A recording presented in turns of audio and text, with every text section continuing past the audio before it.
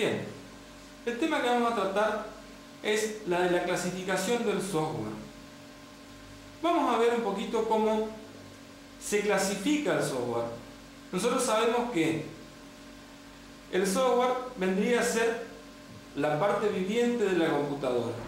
La computadora sin el software vendría a ser lo que por ahí comúnmente le llaman la caja boba. ¿Por qué? Porque una computadora sin software ni siquiera iniciaría.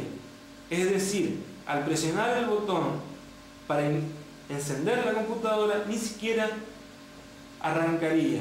Es decir, independiente de que tenga o no tenga sistema operativo, no funcionaría. ¿Por qué?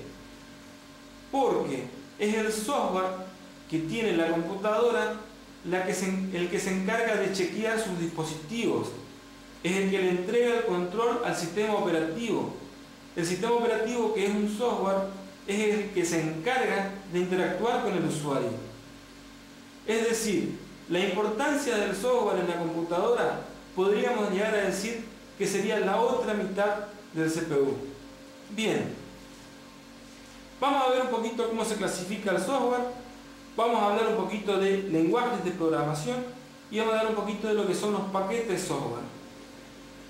Yo les traje a ustedes una serie de placas donde tenemos bien detallado diferentes, o mejor dicho, la clasificación del software que me gustaría a mí que ustedes puedan entender. Bien, vayamos a las placas. Bien, vamos a ver un poquito la clasificación del software. El software se puede clasificar en software de base, sistema operativo, lenguajes de programación, software de aplicación y paquetes de software. Bien, de esta clasificación básica nosotros podemos llegar a describir lo siguiente. El software de base es un conjunto de programas que activan los recursos de la computadora. Bien, yo les había dicho a ustedes anteriormente que la computadora sin el software vendría a ser lo que muchos llaman una caja boba. ¿Por qué? Porque el hardware de por sí solo no funcionaría. Necesita el software de base. El software de base es el encargado de chequear todos los dispositivos de la CPU. Si ustedes, no les aliento que vayan a tocar algo de hardware, pero más de una vez le habrá pasado. Tienen desconectado el teclado y encienden la computadora. Aparece un mensaje de error que dice que no encuentra el teclado. Bien, ese mensaje es emitido por el software de base. Empezó a chequear la computadora y se dio cuenta que el periférico de entrada por defecto, que es el teclado, no está disponible o no se encuentra conectado al sistema. De esta manera, el software de base nos emite un mensaje de error. Bien, el sistema operativo.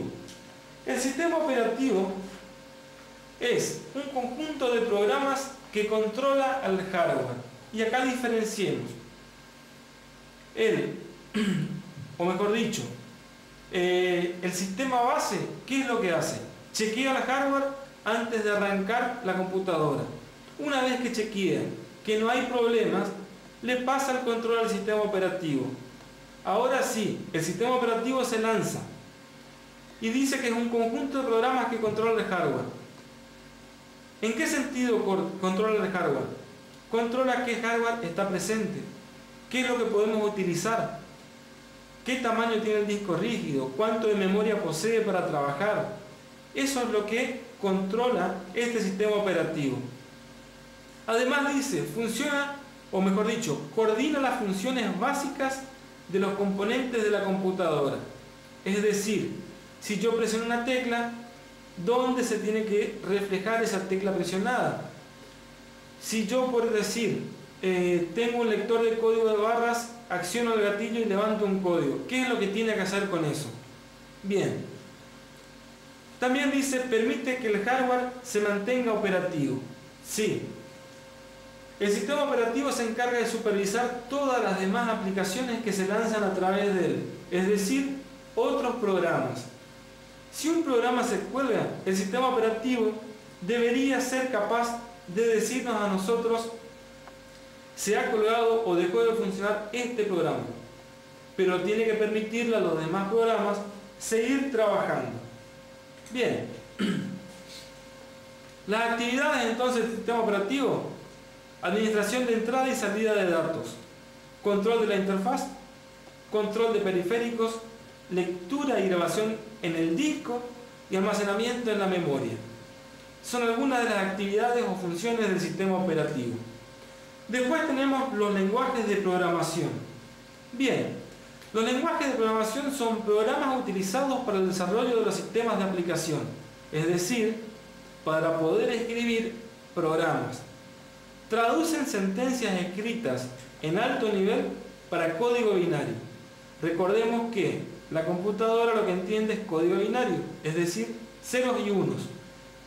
Hoy en día la mayoría de los lenguajes de programación nos permiten escribir en un lenguaje de alto nivel, es decir, muy cercano a los programadores.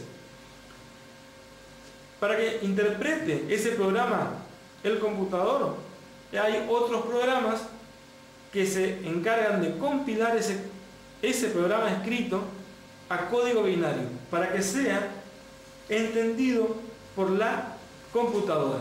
Bien, el software de aplicación es un conjunto de programas de computación desarrollados para realizar, en combinación con la actividad humana, tareas o problemas o procesos, específicos relacionados, en general, con el procesamiento de la información.